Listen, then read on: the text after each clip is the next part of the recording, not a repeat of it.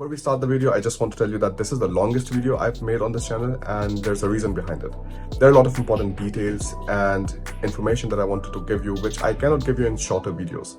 So all of that is covered here, and also if you want to download this as an image or PDF or something, the links for that you will find in the description. There are many free resources that you can check out. So take a look at that, and now let's go to the video. The title of this lecture is going to be Cheat Codes to Building Your Life Abroad. And I'm making this lecture with the thing in mind, if there would be only one video left on my YouTube channel, which video would I want it to be? And of course, there's a lot of content about how do you come to Germany, how do you study abroad, problems, solutions, things like that. But if there's one thing which just summarizes everything together, this is going to be this one. And this came from a very interesting comment, which was this person who wrote, "How do I build my life in Europe?"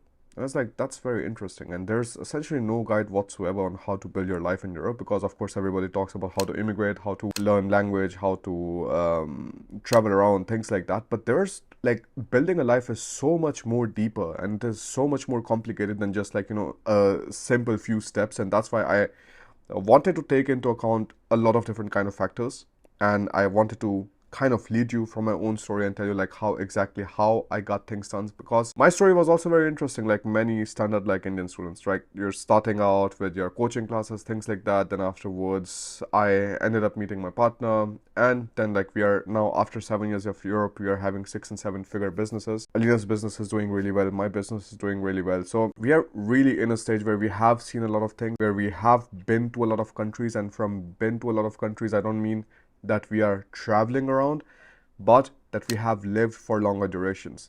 We end up living in a country for like 2 to 3 months at one single time period, so that we are able to like understand the country a little bit better and understand like, if we would be able to imagine living in this country. Because if you're living for 2 or 3 months, you might have to go to a doctor, you might have to go to the supermarkets, you have to figure out the communication, so how does the entire internet, everything works, and multiple other things which you wouldn't really understand if you're just going there as a tourist, right? So with all of those things in mind, we decided, okay, like what can I do for you guys so that you're having like every single thing in one single place? And that's why I like made the slide. Took a little bit time to like build everything together, to put everything together, but I'm like 100% sure that this is going to be extremely valuable for you. So if you have time, sit down, watch this video, and get a notebook and a pen, because there are going to be some cheat codes that you're going to really like and you would want to write them down. The very first thing I want to like talk about is like, this is not really something which is going to be for Europe only. This is going to be something that you can apply to no matter which country you come from and which country you want to go to. Like, these two things are extremely important to remember. And I want to start with like education first, because if you think about it, like in the modern society, like still like education is something which is extremely relevant. Then I would go towards the social and financial sides, the skin color and gender, because of course many people are so concerned about these two things. And then how do you observe different kind of things, the location, what kind of roles it play, and health, like how do you need to like manage that, and language, of course, because without it, like especially if you're coming to Europe, life is going to be very difficult. Now if you're taking a look at the education, like a university, if you think about it, is not just for degree, but it is also like a save point, right? What is a save point in your games, GTA games, whatever you have played? Like, this is essentially a place from which you can like start again. You can start further and further, right? Like you can go from different kind of directions from that one single save point. This university is essentially your save point, because this is going to be a reference for you to meet people in the future. It is going to be a reference for you to meet people in different kind of countries. It is going to be a reference for you to even try to get different kind of opportunities, not just in your own home country, but in different home countries, especially when you're coming from a university which is either really, really big or it is very reputed, right? So that is something you should like really keep in mind, because the university is not just for degree. Like, you of course get a degree, you get your bachelor, master's, PhD, whatever, but it is also for making connections and for you to belong somewhere, right? When you lose your home, what do I mean by lose your home? That is like you're no longer living in your home country, you're away from your parents, you're away from everything. It's extremely difficult to find a place where you 100% belong to, right? And university for you is that one opportunity, that this is a place where you can belong to. This is a place from which you can build further. Real life example from this, like we were in Thailand, we were in a boxing camp, and We made like videos about these on like Alina and Bharat YouTube channel, so you can like take a look at that.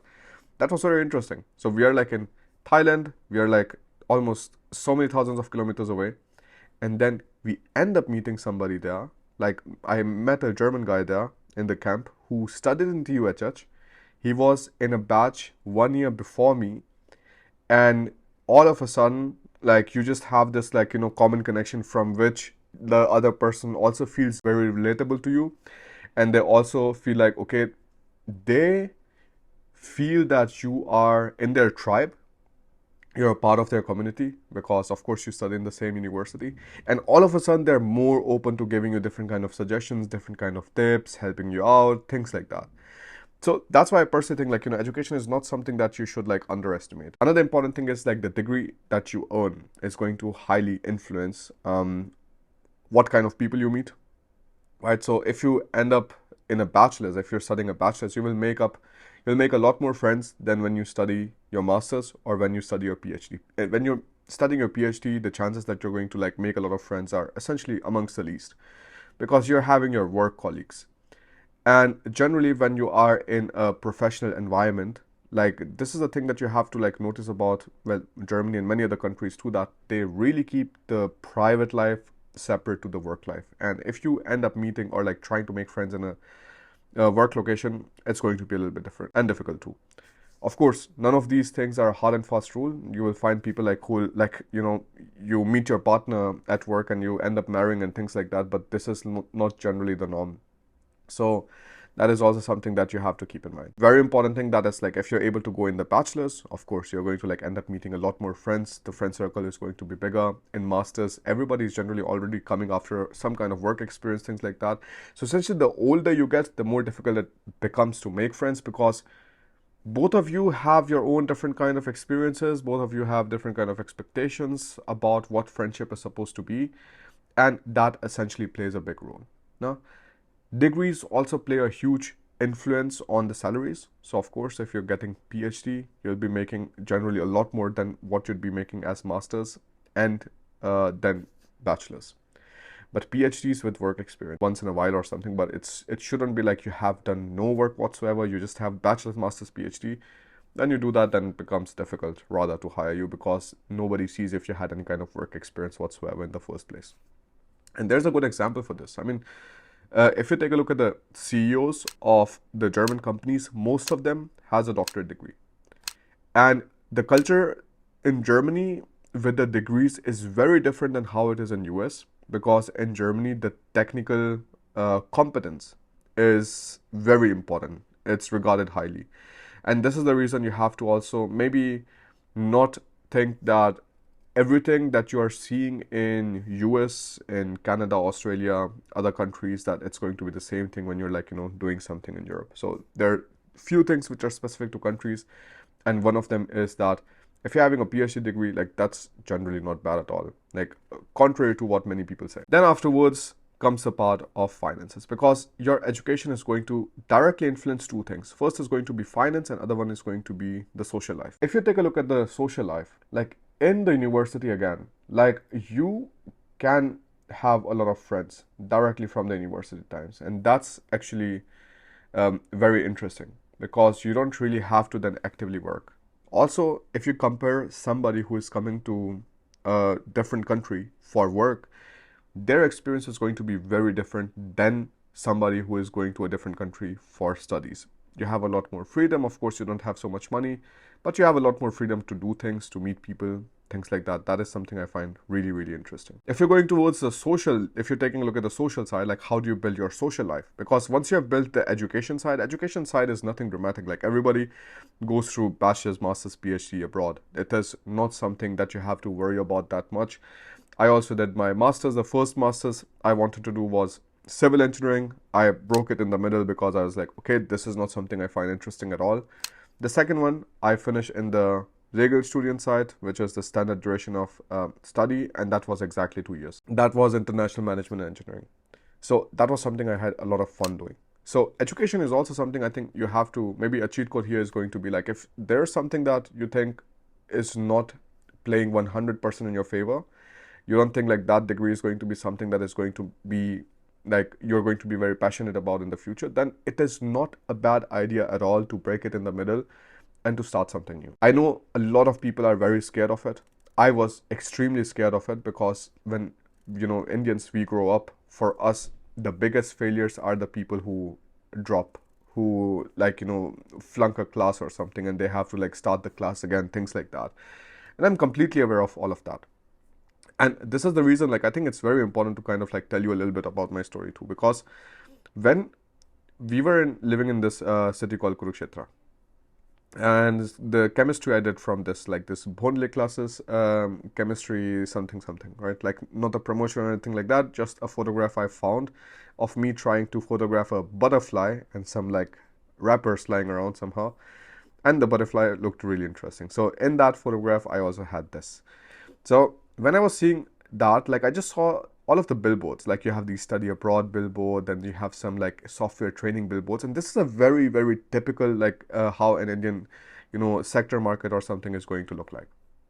So we used to like go to classes there, and the interesting thing was that we were kind of pushing further. So we were like, in our ninth grade, we are going to study the 10th grade syllabus because ninth grade we are going to cover anyways. Then in 10th grade, we are going to cover the 11th one, we are going to do the 12th, and then in 12th, we are going to do a revision so that we are like 100% prepared for the IITJ exam.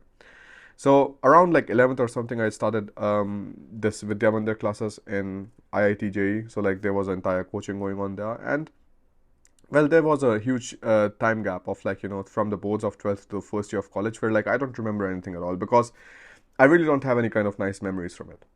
The exams that I wrote were having horrible results in the end because somehow all of my friends, they had no problems whatsoever traveling 4 hours every single weekend to New Delhi from Kurukshetra, and there was no highways or something built at that time.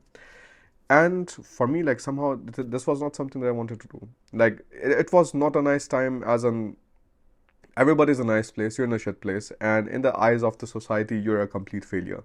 And nobody wants to feel like that, right? So I just do not remember a lot of things from the 12th and the first year. I mean, of course I remember, but I don't want to like recall them. It's not helpful. Then afterwards, life got a little bit better. I found some friends. And once I found some friends in the university, I even met a friend whom I studied with in my school in 5th class. That was really fun. And then afterwards, we finished our 4 years of bachelor's degree in this university called Deen Bandhu Choturam University of Science and Technology. And the salary which was offered to us towards the end of the 4 year bachelor's was around 12,000 Indian rupees in a surveying company. And it was supposed to be 6-day work week. You're working from 9 to 6. And generally, it's like, you end up like preparing and traveling for almost 2 hours, and then you're like coming back and like, again, same 2 hours are spent there. So like it becomes a 7 to 8 job, which sounds really horrible. And after seeing all of these things, I just like decided of like moving abroad. Yeah, I met my partner Alina, and we have been married for a long time now, and I'm living in Europe since 7 years, right? So if I take a look at all of this, like how the education developed in India, right? Like if I would have stayed in one single place and would have thought, all right, like, let me not do anything at all, let me not make any kind of changes, and I will just like take up the 12,000 Indian rupees job, the outcome would not have been this. Outcome would not have been finding somebody who fits in your life and finding some friends, things like that. That wouldn't have been the case at all. So that's why I think it's extremely important to also think about, like when you're thinking about the social sides, that maybe it is also not a bad idea at all to like, start dating. Because when you start dating, all of a sudden you have a different kind of family which you belong to. If you have a partner and if the parents of that partner are decent, like generally they're like very accepting of your relationship, whatever, because in Europe, generally the story is like, if somebody's an adult, that they can essentially make their own decisions, right? So when that happens, like for me, like this was a very interesting thing because like I start dating and all of a sudden like Alina has such a big family, and like I go to the family meetings, things like that. Alina has cousins, like we meet, we go out and we do things, and it was all like really, really fun, right? But if that doesn't happen for in your like, increasing your social life or like, building your social life, There are other few things that you can do. Like the first thing that you can do is like, making friends with some kind of social activities. What are social activities? They are called ehrenamtliche Arbeit. So like this is some kind of like, volunteering or something. You can also directly go to Facebook groups. You can go to like, Kleinanzeigen.de, which is the small advertisements, and you can like offer to teach English, whatever. Like you can do so many different kind of things, and many people are happy to do that. Sometimes I even used to get some like funny like messages where some German guy was like, "Hey, I'm going to give you all of my homework and you do that homework for me, and I'm going to like pay you XYZ amount." It's like, dude, I am not doing that at all. You see all kinds of like people there when you're like going out and not sitting at your home. I think a good rule to live by here is going to be that your house, your room where you're sleeping, that should only be for sleeping. For everything else, right? Like you want to study, go to a library. You want to attend lectures, you go to the university. You want to relax outside, relax in the park. If you want to do some work further, go to a coffee shop. You just be outside most of the time as much as you can be. Because if you are constantly in your room, the chances are extremely zero. I mean, think about it. If you're outside, if you consider every single human being a probability, if you consider every single human being that this person is carrying like 10 different kind of like interaction opportunities which can happen with you in your home, in your room, you're essentially having that exactly at zero. Like you have nobody else like coming to you other than the delivery guy or something, and you're of course not going to sit down and going to have a detailed like life-changing conversation with the person, because of course they're at work and you're at home. So that's why I think like that's also a very interesting way of thinking about it, that maybe you can make some friends in some kind of social clubs with some kind of social activities. These could be very interesting. I'll show a cheat code for you, and that is going to be learning a different language than the local language, right? So you go to a new country, and what happens is if the country has a different language, every single foreigner wants to speak the same language, right? And that's interesting. If you want to make like other friends who are also from different kind of countries, that's perfectly fine. What I did was I went to Thailand, and I joined this like Facebook group called Chiang Mai Expats and Locals Living in Chiang Mai, and it was November 25th, 2022. And I was like, here's a long shot, being in Thailand. Anybody giving Russian language classes here in Chiang Mai? I'll be here for 2 months and would love to start the new year with some level of Russian proficiency. If you know someone who might know someone or simply have a tip, please let me know. Thank you, Bharat. So here comes the idea that now you're going to have people from the native country too who are going to be interested in learning a language which is not their mother tongue, right? Because, for example, you go to Germany, you start learning German. What kind of people will you meet? You will again meet all other foreigners. You will not meet Germans learning German. But if you come to Germany and you say, okay, I'm going to learn Korean, I'm going to learn Chinese, I'm going to learn French, and that's again like a place where you are essentially like, meeting regularly, because like the way you build friends is if you are having some kind of environment where you get to meet people not just once. You're not like meeting just for a workshop, you're not just meeting for a conference or something. You don't really make friends there. You can make some acquaintances. But if you're like joining some kind of class, like where you have to meet every single weekend, every single week, whatever, that's where like when you start seeing people more regularly, that like essentially it turns into friendship and like building a social circle. You're going out, hanging out, and I don't know, doing some new things, seeing some new things, and so on. So that's very important. And because making friends at work is generally a lot more difficult, if you can do it, absolutely great. I think you should go ahead and do it, but generally like it's a little bit more difficult. Let's take a look at the anecdotal evidence, right? So generally it is like a lot easier for women to make friends than for men. Now, women struggle with the story that like, that like when a man wants to be a friend with a woman, like generally, like it is not just like they want to be friends, they always have some kind of like ulterior motives too. Again, not always, but this is a very nuanced topic. You generally are getting a lot more attention as a woman than you're getting as a man. So I found this very interesting comment, which said that men and women are both naturally more skeptical and cautious of men. It's billions of years of evolution telling them a strange man is more likely to kill them and steal their stuff. Modern society has dampened these dangers to some degree, but they're still not wrong in any substantive sense. And I find this also like very, very interesting. Like you're generally a lot more receptive of a woman asking you about something than a man, a random stranger comes and like they start asking you for something. So if you're a man, things are going to be a little bit more difficult for you. But that also means that you can essentially have the opportunity of building up your character and working on things so that you are having an easier life overall, no matter what kind of place you want to go to. At the same time, like if you're having like easier as a woman to make friends than as a man, now the other anecdotal experience is that it is easier for men to get hired than for women, because if you're hiring a woman, you essentially have a higher risk of like they're getting married and then all of a sudden they stop working, or they get pregnant and then all of a sudden there's a almost a 3 year of maternal leave that the person goes through, and like you're paying the person salary still in most of the European countries, even if the person is not working. So the company pays it, and then afterwards, like they get the money back from the health insurance, things like that. But like still, it is a risk on the this side, right? So when you take a look at the finances, it is like very likely that you're going to have it easier as a man if you have the right skills, right? Like if a woman and a man, they both have great skills, of course, not a problem at all. If we're talking about the average scenarios, in average scenarios, the companies might prefer a man over a woman because of the lesser risk associated. Now, why am I telling you all of these things? I'm telling you these things because like these are all of the things that you have to be very observant about. If you're not observant about the very natural things which are happening all around you in life, if you just kind of turn a blind eye and say, oh no, this cannot be happening, like this goes against my set of beliefs, and this is not something I'm going to like take seriously at all.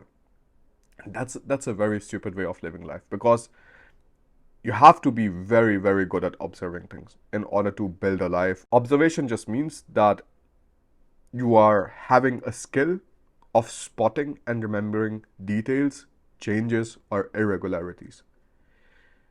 You're in the jungle, and all of a sudden like you're seeing there were some branches here and there, and like now all of a sudden like there are no branches here. You all of a sudden you realize that there are some kind of footprints here which were not there previously, and things like that. And all of a sudden like your hunter-gatherer mindset gets activated, and you're like, okay, like this is not right. And people who were like very good at observing things, of self-reflecting, of observing their surroundings, their situations, for them life was easier, and they were the only ones who essentially like made it out alive.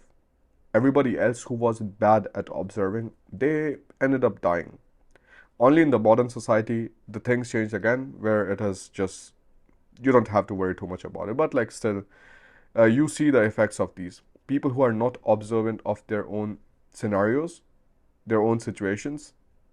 They end up getting a much worse result in life overall than somebody who is good at observing things, is good at changing things and working on things. So that is something that you have to know, that like that these kind of like maybe trends exist. If these kind of trends exist, what can you do about it?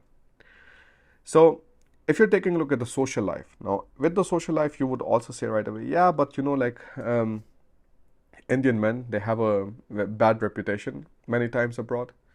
And I don't think like all of that is valid. I think a lot of it is also unfortunately what happens in our own country from people like maybe who are not as educated or have not seen the world enough. So if those kind of things happen, like what can you do? Because like skin color and gender, like this is also another thing that you have to always like think about. Because yes, you can fix your finances, right? You can have €1 million in your bank account. You can have a fat car. You can have a really nice car. But you're not going around with your car most of the times. You're also not going around with your bank account open or like written on your forehead all of the time. What you're going around is your skin color, your gender, and your clothes, right? So if you take a look at the general stereotypes, like stereotypes from our own country, right? Like how like everybody is favoring like people who are fair skinned and things like that, and they're like full on industries where they're having this, what was this, Fair and Lovely cream, which was like to make you fairer and things like that, right? So a darker skinned male Indian, poorly dressed, would face a lot more like difficulties in any kind of social interactions than a fair skinned female Indian, right? That's like super easy to understand, right? And even if it would be a darker skin, I would still say like that a female in general would get like more attention, and it's going to have a little bit easier life when it comes to like, building social circles than a man when you're going into this direction. Now, you have to know that like you cannot change your skin color, but you can definitely change the way you dress. So when this happens, like, you're having like these two kind of scenarios. There are like, people who go abroad, they completely change their style, and you just look like, you're one of those people. Because dressing style, I mean, think about it, like dressing style really also dictates if somebody feels like you're part of their tribe or not. Just like I told you about the university example. Like, I met this guy, Daniel, and he said, okay, like, we're from the same university, whatever. We had some chat about it, and like all of a sudden it's like, yeah, like, you should go there, you should do this, you should you should see this place and so on. This is very interesting. Here are the best shops from which you can rent a car, from which you can rent a scooty, things like that. So all of a sudden, like, that started. Now, and exactly the same way, the way you dress is also the way somebody understands if you're part of their tribe or not. Extremely important, and do not underestimate this. So, because many people from Africa, like, they face some of the worst stereotypes, right? I mean, even in our own country, they face so many stereotypes. But the people who dress themselves well and have an outgoing, confident personality face of way fewer problems. Skin color and gender, yes, it plays a role as long as, again, you are not observant. If you're observant, you see, okay, like, skin color and gender, like, these are the disadvantages I have, or whatever advantages I have, because you can now like play these kind of like statements I'm making into 100 different directions. But what I'm trying to say is that if you understand that there are a few scenarios in which maybe these things are not going to be beneficial for you, you can change them around, and you can, like, do something which plays into your own benefit. And I really believe that the way you dress yourself is something very important. If you fix that, a lot of the other problems get fixed. Also, at the same time, if you think about then the financial side, right? Because like I think dressing is also like super related to how you essentially look in an interview, how seriously they take you. There are some people I was in the interview for, and they're just like, sitting in a t-shirt or something, and they're super talented. But then you get the idea, are they going to be serious at all? And then we met sometimes people who are like, sitting in a shirt or something, but then they're not really having so much brain. But like you see that they put the effort of at least like, being professional and trying to do a job or something. So I personally think like, the way you dress in different kind of scenarios is having a huge impact on how easy you're going to have it in life in different kind of situations, in different kind of social environments, and so on. And all of this just starts from observation, because if you're not observant about the good hand and the bad hand which is dealt to you, because look, everybody in life is dealt a different hand. Life is not fair at all for nobody. You're having people who are blind, who cannot see. You're having people, I mean, like my own eyes, they have a number of around like -7 or something. So like I really have difficulty seeing without the glasses. You're having people who are not having a leg, or maybe they're paralyzed, or they're having like walking problems, whatever. You are having people who are having listening problems, learning problems. You're having people who are having some kind of immune problems. So their immune system is completely screwed up, and they're having like all sorts of like random diseases happening. There's everybody who is born with some kind of advantages, and you just really have to train your observation muscle. Because if you train your observation muscle, what is going to happen is you're going to understand, okay, like these are the good things I have, these are the bad things I have. Maybe I can change a few things around so that my bad things don't make me suffer in life as much, and my good things can carry things further. But you will never be able to like train your observation muscle at all if you never allow yourself to get bored. If you never allow yourself to get bored, you will simply never have this skill, right? What do I mean by that? Like when you do nothing at all, right? So when you do nothing, there is no phone, there is no people, there is no distractions, absolutely nothing. It's just you and the room or the nature, and you can start thinking about things which you are unhappy about. Like all of a sudden, like these thoughts start coming in, and like, okay, yeah, this is not so nice, this is not so nice, I have to worry about this is stressing me out, this and that. And then when you sit down, this is essentially like meditation. Like I'm not talking about anything else than meditation, but I'm calling it observation because meditation really sometimes feel like a mumbo jumbo thing. Like I don't know, I'm talking about some like crazy ritual or ceremony which people have to perform, but I'm just talking about like just sitting down once in a while and understanding like what is happening in your life, because many times people just like end up going on autopilot. Just the days flow by at such a speed that you don't even understand that so many days have gone by and you have such little time left now. People, they don't have so much time left. So when you're like just like running completely on autopilot without thinking that maybe there are things that you can change which is going to make your life easier, better, that's a huge problem. So once you understand the things that you're unhappy about, then you can do something about it. And there's no other way than that to build your observational attitude, right? So only when you realize that there is a problem, only when you realize that there is maybe a disadvantageous situation right now for you, when that happens, you can do something about it. Otherwise, you cannot do anything about it at all. Society is also not the same as it used to be 20 years ago. I mean, there are positives and negatives, right? Like if you think about the racism side, like it was like, again, not so bad either, like, 20 years ago, but like it was still much worse than what the awareness is and things like that, at least like right now. But also at the same time, like social media has also massively fucked up the human interactions. Like, did you ever notice your grandparents how they could just talk to anybody in the train, anybody in the bus, anybody in the supermarket, whatever, and they can just speak and they have absolutely no problems like having a conversation. And people our age, they have such unreal problems in holding a conversation and speaking with somebody that it almost always turns into something extremely awkward. Like people in our generation, they almost always expect the first interaction to come via phone or internet. And here I'm talking about like, I don't know, even like Instagram, a Tinder, Bumble, whatever. Like, people expect to be contacted first on the phone so that they have some kind of idea of the person. Only then they're going to like speak to the person. And I just find it like so like weird, because this really prioritizes the virtual life that you have right now.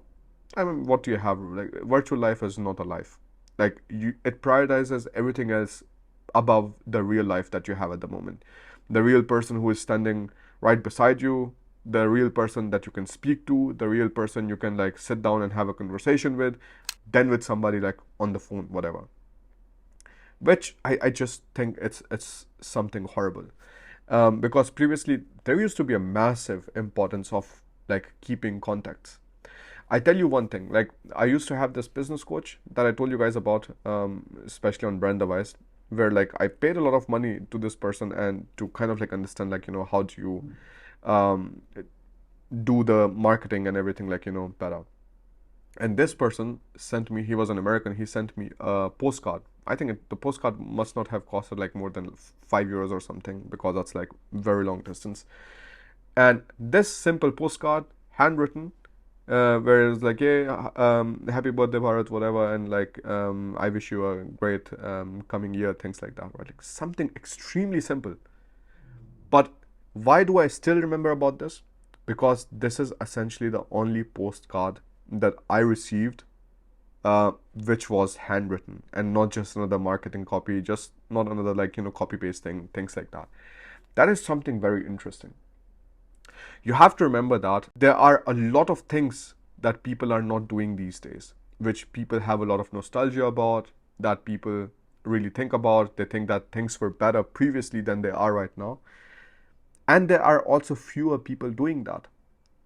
If there are fewer people doing that, the cheat code is, again, if you do those things which fewer people are doing, you stand out 180%, well, 180 degrees from everybody else.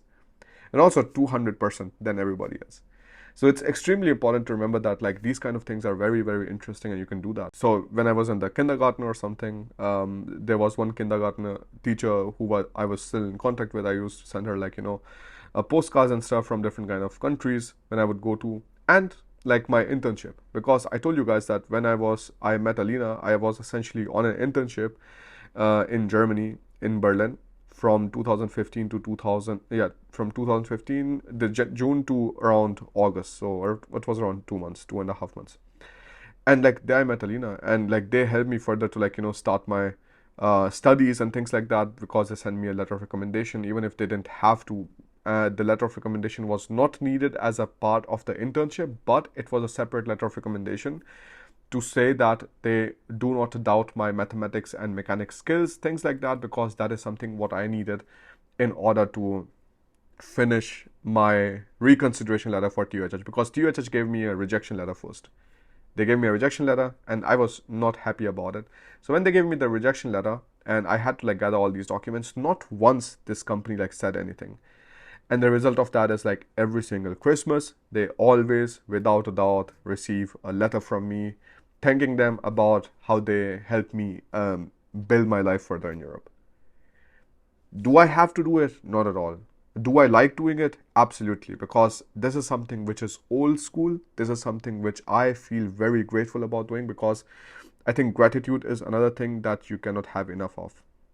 Gratitude is just realizing if there's somebody who did something for you that made your life easier, that you just like don't forget that person, and you like, I don't know, you figure out a way to like add value back to them. And if you cannot do that, then at least you let them be reminded that because of them, your life became easier.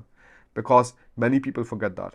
Many people forget that because of some XYZ person, because of you, somebody else's life became easier. And there's no better feeling in the world than knowing that from the work you did, you improved somebody else's life. So that's extremely important to remember, right? Like, so for example, here I already talked about this, that like maybe a fewer things which are being done right now, you can maybe do it, and that is going to make you stand out. Another cheat code in life. Yeah, should you now then only like speak via phone or something, and like should you like stop speaking to people in real life and like build a network or something, just because like you're having these kind of like insecurities and you're just like not so sure, things like that? Absolutely not. Like, you just simply like should be aware that these are the biases which exist, and if there's some kind of like a failure event which happens, that is not because of your own shortcomings, but this is because this is how the playing field has been made, right? So that's extremely important to remember. So we took a look at the education side, the skin color and gender side, again, which would be a very brown thing to do. I don't think like any white person is going to now talk about these things. Social skills, again, like how to build your social life.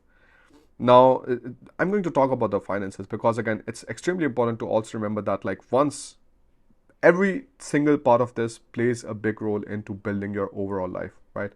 So when you're fixing your finances, you have to take up a side job. So this is generally not a bad idea at all. Like, this is something that you should be doing from your university time already, because when you take up a side job, it just makes you a lot more independent, and it eases the burden of your parents. Like, that they don't have to like worry about you as much, because you can take care of your own things, right? So like, take up a side job. Once you start your work, whatever, you have your bachelor's, master's, PhD, whatever, buy a house. Well, buy a house when you're 100% sure that you want to live in that area. You're 100% sure about the career opportunities that you will get, and that's why there's a big asterisk here. You're sure about that the career opportunities will be great in this region, and you're 100% sure that you're not going to move to another country or something. If you're not sure about those things, you can then still buy a house, but you can buy a house to rent it out to somebody else. A lot of people do things wrong here, because they think, oh yeah, like, I'm going to charge so much rent and it's going to be so easy, and the loan prices are so much cheaper. No. So that is a place where you have to do a lot of like, good calculations and things like that. And essentially, like, all of these things I also like discuss on my business channel. So this is called like Brand Advice. So here I have like all sorts of like different kind of topics I discuss and talk about in different kind of details, right? So that's also extremely important to remember that. Maybe like because like your money is like still invested like somewhere else better, and sometimes like having something physical makes sense, right? So you take a side job even when you're doing a full-time job if you want to, fund your own business, if you want to do something. So entrepreneurial side is also something which should be there so that you're having more freedom in the end, even when you're living in Europe, Canada, Australia, whatever. And if you're good at something, I know some people who were like offering these robotics lessons and things like that. You can start offering consultations. You can have different kind of affiliate products, services, courses. For example, for our German courses, for study courses, things like that, we have also affiliates, like affiliate influencers, affiliates in the universities, things like that, who are happy to share the awareness about our courses, because it's a win-win situation for us. Like students who get to know about the courses, they would have never found a course so cheap and so well made anywhere else. So when they know about it, of course, it is a benefit for them, it is a benefit for us, and it is a benefit for the affiliate. So affiliate is essentially like you get some kind of like percentage of the money which is generated. So then you always be ready to learn, right? Like, so these are the few things which everybody can do. Everybody can offer consultations, everybody can use like affiliate products to like, sell, because that is like the places where it's absolutely zero work involved. And then afterwards, like, once you think like, okay, like this is not really something where like it's progressing further, so then you should be always ready to learn. And you should be also understanding like, the moment you stop learning something, your downfall starts. So you should never stop learning. So if you don't do these things, you will simply never be free, right? Because you have to make the money, that is your full-time job. You have to save money, full-time job or like part-time job, whatever. Save money so that you're able to make more risky decisions. Because if you are not able to make risky decisions, you will never be able to do something new. So you make some risky decisions, and that you are able to do by saving money, and then you invest that money, and then you invest enough to never have to do the things you don't want to do again, right? And also at the same time, it is like very interesting to remember that when you're like starting an entrepreneurial journey, like it is not going to be something where you are able to do this and keep your friend circle at the same time. It's extremely difficult, because either you're 100% focused on being completely free with your time, with your money, or you are like kind of like, dragged into over and over again into some kind of meetings, things like that, which you are maybe not so happy about right now because you have different kind of goals, things like that. So when that happens, you just have to be, again, very, very aware. You have to be observant of your surroundings. You have to be observant of the situation, that this is happening right now and this is happening because of XYZ. I hope you understand this part, because the financial part is extremely important. Like when you get the financial part right, again, everything starts falling in together, because then once you have the finances right, social life, like taking care of social life, becomes extremely easy. Education you already have, and any kind of stereotypes that you might be facing, that also becomes lesser, because you're able to spend more time in how you dress, in how you behave, in what kind of places you go to, where you meet different kind of people and things like that, right? So that's also extremely important to remember. Now, the next thing which is important to remember is also the location. So if you're going to some of the smaller cities, smaller towns in Europe or anywhere in the world, you're going to have different kind of people than when you're going to larger cities. When you go to smaller cities, everybody is generally friendlier. Like they remember you, and sometimes you can strike conversations. They're happy to speak to you, things like that. In bigger cities, it's just a supply and demand, right? Like you just have so many people that it's humanly impossible for that person to speak with everybody, for that restaurant owner, for that bakery person to be able to have a conversation with everybody and to remember them. In smaller towns, it's a little bit different. That's why the degree of feeling at home is generally going to be related to a lot of different kind of things that we are talking about above, right? So it's going to be dependent on how less worries you have about finances, how good social circle you have, what kind of location you're in right now, what kind of people you're able to like speak to and things like that. And generally you, like I said, you end up feeling more at home in smaller cities or towns. But like again, if you go to villages, that's also a completely different story. So there, maybe it's a little bit too small for you to do anything important, right? Now, the next part is going to be languages. Extremely important that if you're going to a specific country, it is really important to learn the language, because learning a language does one thing, and that is it makes you part of a community, right? So for example, I can speak German fluently, and I told you that this German friend that I met in from TUHH in Thailand's boxing camp. Again, like I met him there, and like we were just like speaking in German for most of the time. He was like, "Hey, your German is really good. How did you learn?" And I was like, "Yeah, I had to learn German. There was no option. If you have to do something, then and you have no option, then you will get it right." So for me, it was about the studies. I had to study my master's, and the master's was in German taught. So of course, I have no option there. It makes you a part of the community, and like we have met Germans in Thailand, we have met Germans in Cyprus, we have met Germans in Singapore, we have met Germans in Japan, we have met so many Germans in Denmark. And then we get to be a part of these communities, like, you know, Germans in Denmark community, Indians in Denmark community on Facebook groups, and then you have Russians in Denmark community on like this VKontakte and things like that. And the reason about like Russians is because like I also started learning Russian. So I can somewhat speak like Russian a little bit. So like this is at the A2 level right now, but like English, German, and Hindi I'm fluent in. But I also think like Spanish and Turkish are going to be the next languages that I'm going to want to learn, because again the story becomes like, first of all, like if you put the effort of like learning a language of somebody else's culture, the amount of respect and the amount of affection they have towards you just because you put that effort inside is massive. And if you take a look at the Spanish communities, Turkish community, Russian, I'm not so sure about German, but at least like these three communities, like they're extremely happy when somebody else learned their language and they're able to speak to them in the same language, right? So that is something I find like extremely interesting, and I also found a quote for that, and that is like from this person Kato Lomb, who was a polyglot, and she said that we should learn languages because language is the only thing worth knowing, even poorly. Even if you know something at A1 or A2 level, and I do not mean Duolingo, Duolingo does not help you. And I have absolutely nothing against Duolingo, but I just know the amount of time waste that happens on Duolingo by repeating like unnecessary things is just useless. You can rather get some kind of course or something where you're able to like learn things faster, get some books.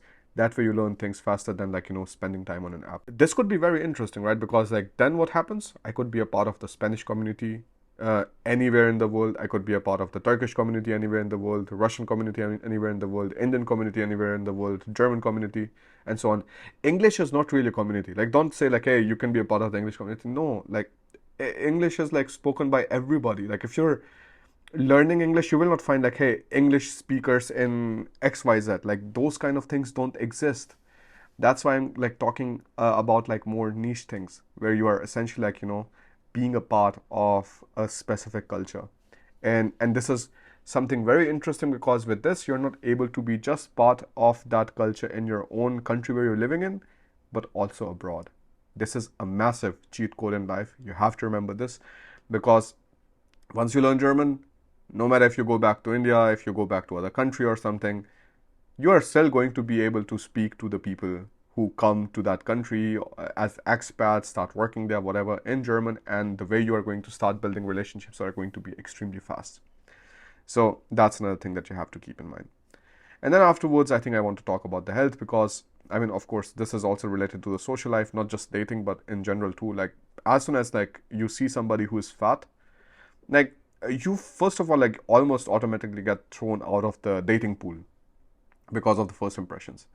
People also have the impression that if you're fat, like you are generally lazy, you're somebody that they cannot rely on, because you cannot rely on yourself even to lose your weight and look active, right? Like, so being fit essentially looks like that you're active, and even if you would be the laziest person, if you have a lot of weight and you are working hard, nobody is going to know. You have to again be observant. Again, this is the most important thing. I think the most important thing of this lecture is just being able to observe things. All of these details I'm giving you is not because somebody like gave it to me in a book or something. This is because I was observing these things all these 7 years. If you see this, if you understand that there's a discrepancy of that how you get treated, how people are going to behave to you is going to be dependent on how you weigh, what kind of skin color you have, what kind of gender you have, what kind of clothes you wear,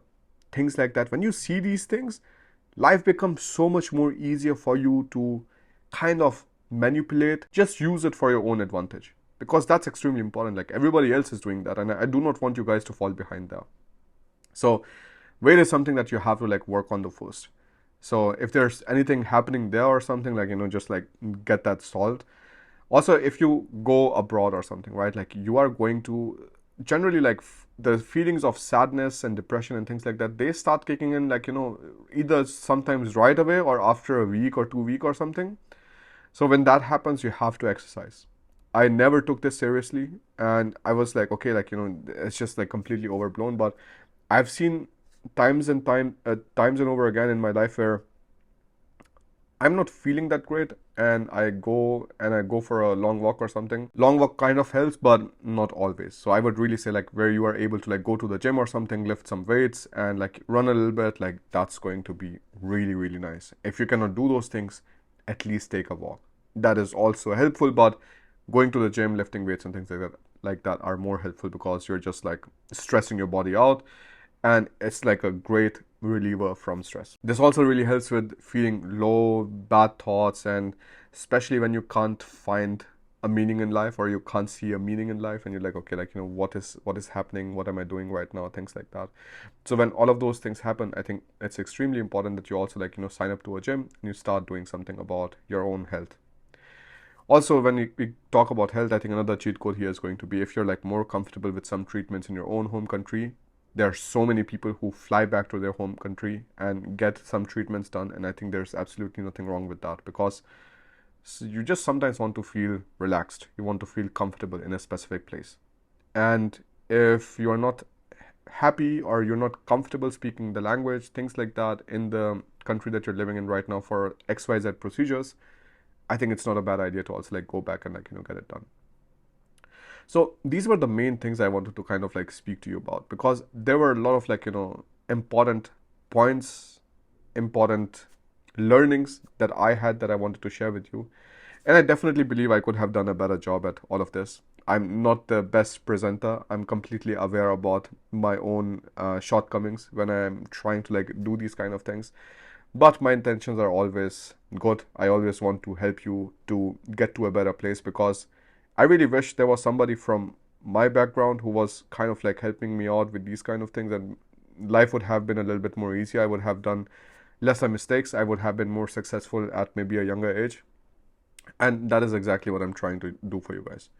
So just make sure that all of the things that we have talked about in this video, you make notes of it, right? Like if you have to like write an essay or something, you write an essay, because these few bullet points, if you live by that, life is going to already be easy in 99% of the cases. And those 1% cases where life does not become easier, you can write me an email at bharat@bharatingermany.com, and I'll take a look at that. Thank you so much for watching this lecture. I hope this helped you. If it did, let me know your feedback, and I look forward to seeing you in the next video. Bye.